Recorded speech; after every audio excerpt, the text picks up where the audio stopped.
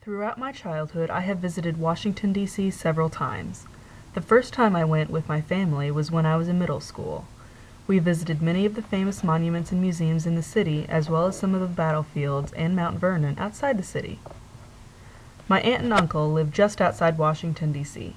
They were both high school teachers in the local school system there.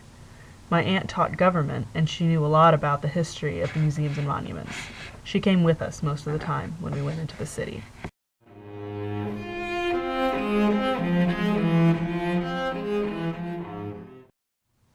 One of the things we saw while we were in Washington, D.C. was the White House.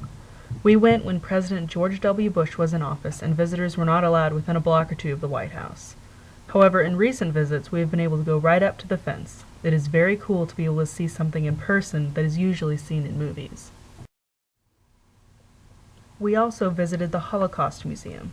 This museum was a very powerful experience. Reading the stories of the different people that died in the Holocaust was very sad. Seeing all the glass cases of hair and shoes of some of the people that died was incredible. It really made me understand the massive number of people that were affected. Another museum we visited was the Natural History Museum. This was my favorite DC museum that we visited. I loved learning about the history of the Earth and its organisms. Whenever I go to DC, I try to visit this museum.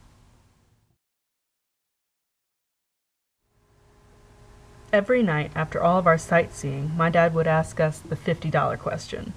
During the day, my dad would pick some obscure fact that we probably didn't catch, and he would make it into a question that night. If one of us got it right, we got $50. Of course, that didn't happen very often. It only happened once. My sister got the answer, and my dad was so surprised.